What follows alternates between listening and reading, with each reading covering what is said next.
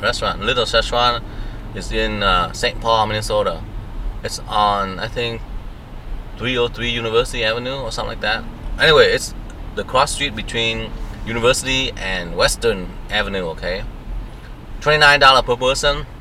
Me and my wife loves it there. You go there and you can, dish up on the seafood, call them to bring out. And they have stick grill too. Stick grill meaning like they shove two shrimp onto a stick, right? A metal stick, or meat on a metal stick, and mushroom on a metal stick, or zucchini on a metal stick, and grill them, and it tastes so good.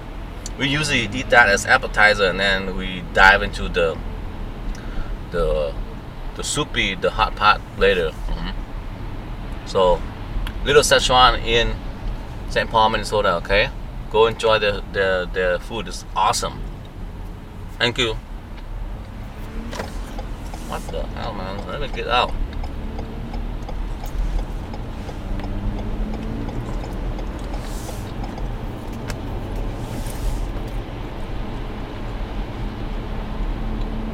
Okay.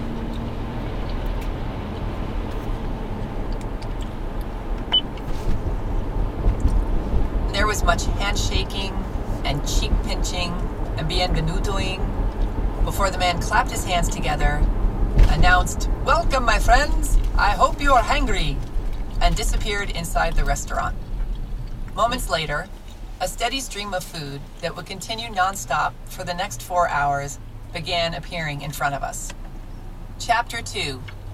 Why You Ain't Rollin' in the Cheddar Yet.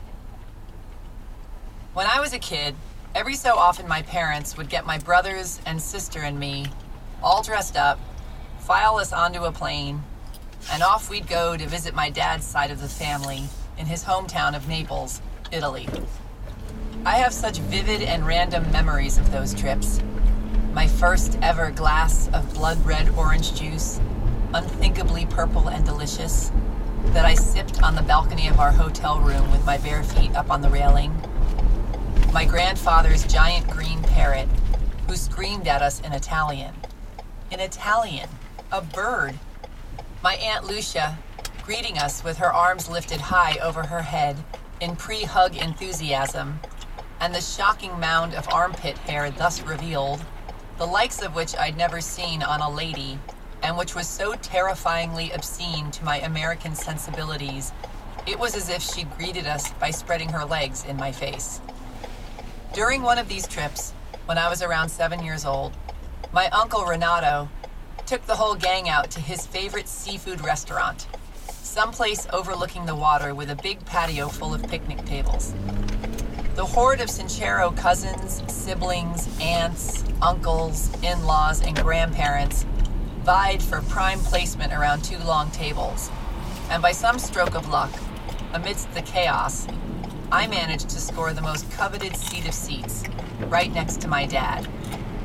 My father was the focal point of everything on these trips, not only because he was like a celebrity, the dashing eldest son returned home with his beautiful American wife, proud brood, and successful doctor's practice, but mostly because he was the only one who spoke both Italian and English, which meant that every time anyone said anything, 4 long rows of picnic benches and 20 sets of eyes were transfixed on him, blinking in eager hopes of him translating some witticism or anecdote that would allow us to turn to one another and laugh, nod, and feel that sense of tribe that families who actually understand what the hell one another is saying feel. Right after we were seated, the owner or chef or someone important came up to our table and made a big show of greeting Uncle Renato, who was clearly a celebrity in his own right, and there was much handshaking and cheek pinching and bienvenutoing before the man clapped his hands together, announced, "Welcome, my friends. I hope you are hungry," and disappeared inside the restaurant. Moments later, a steady stream of food that would continue nonstop for the next 4 hours began appearing in front of us.